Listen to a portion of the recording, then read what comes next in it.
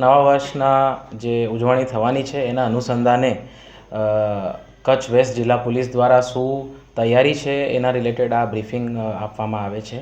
તો બેઝિકલી આપણે પ્રોહિબિશનની ડ્રાઈવ થોડાક દિવસોથી ઓલરેડી ચાલુ છે. એ સિવાય ટ્રાફિકની ડ્રાઈવ અને ફૂટ પેટ્રોલિંગની ડ્રાઈવ આજે સાંજે અલગ અલગ વિસ્તારોમાં થશે 31ના અનુસંધાને. અને એ સિવાય આજના આપણે પ્રિપેર્ડનેસની વાત કરીએ તો ટીમો બનાવી દીધી છે અને અલગ અલગ જે આપણે બંદોબસ્તમાં પોઈન્ટ્સ હોય છે, પેટ્રોલિંગ હોય છે, એની પ્લાનિંગ થઈ ગઈ છે.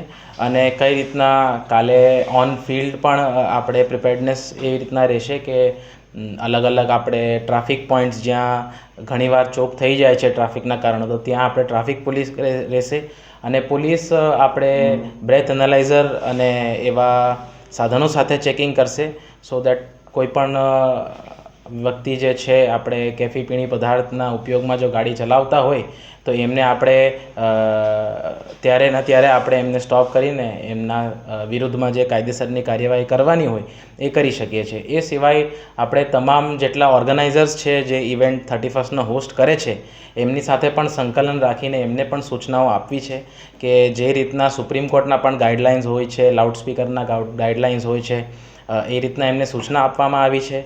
અને ત્યાં અંદર પણ એમને સૂચના આપવી છે કે ભાઈ પોલીસની ચેકિંગ તો એમના ઇવેન્ટમાં પણ થશે અને જો એ ઓર્ગેનાઇઝર્સને પણ સૂચના આપવી છે કે જો એમના પાર્ટીમાંથી પણ કંઈ એવી કેફી પીણી પદાર્થનો જો અમને સૂચના એવી મળે કે અહીંયા એવું કંઈ થાય છે તો પોલીસ જે પણ છે જે પણ કાયદેસરની કાર્યવાહી એમાં કરવાની હોય છે પોલીસ એમાં એક્શન લેશે.